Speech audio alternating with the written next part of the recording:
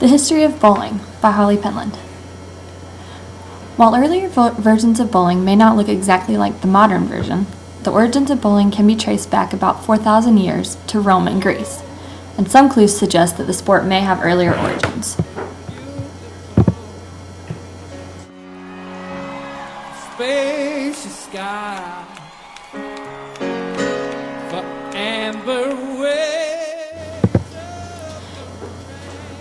Nevertheless, not much information on early evolution of bowling exists until about 2,000 years ago, when a similar game that entailed tossing stone objects as close to other stone objects as possible was documented. This game became popular with Roman soldiers and eventually evolved into what we call bocce ball, or outdoor bowling.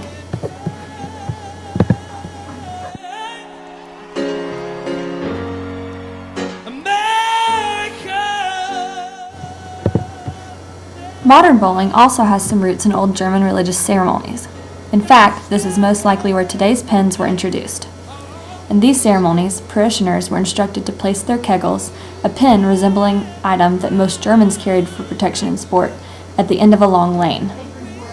They were then instructed to roll a rock at the kegel. If they knocked the kegel over, their sins were absolved.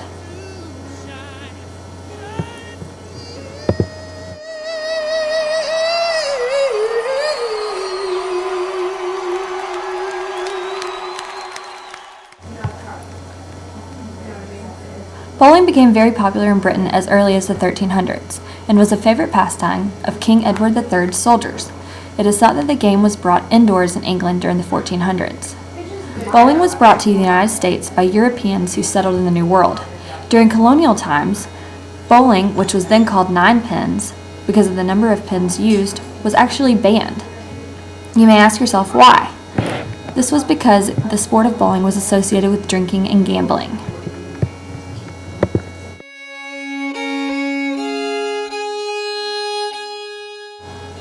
In 1840, some of the first indoor bowling lanes, called Knickerbocker Alleys, were built in New York City. Soon, more and more indoor bowling alleys popped up throughout the country. In addition to bowling, these lanes also served as gambling centers.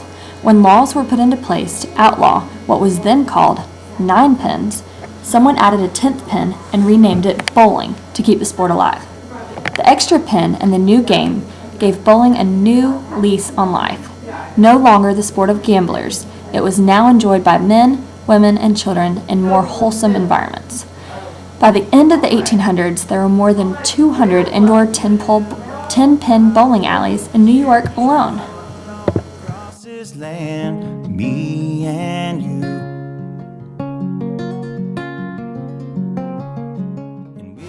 During the late 1800s, more standardized rules were put into play as bowling became a competitive sport. In 1901, the National Bowling Congress held its first championship tournament. Around this time, competitions designed solely for women were also organized.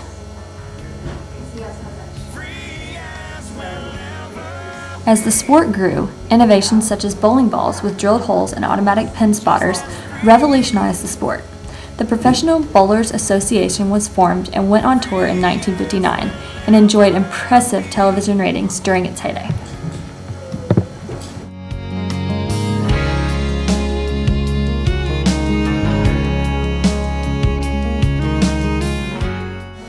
Today, more than 60 million Americans enjoy bowling at least once a year, and there are several variations of the game depending upon ball and pin size, including duck pins and candle pins.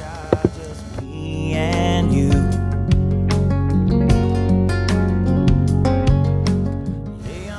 Although the sport of bowling has changed over the years, one thing has remained the same: the health benefits. Bowling is an anaerobic type of physical activity, similar to walking with free weights. Bowling helps in burning calories and works muscle groups not usually exercised. The flexing and stretching in bowling works tendons, joints, ligaments, and muscles in the arms and promotes weight loss. Apart from the physical benefits, it also has psychosocial benefits, strengthening friendships or creating new ones in groups.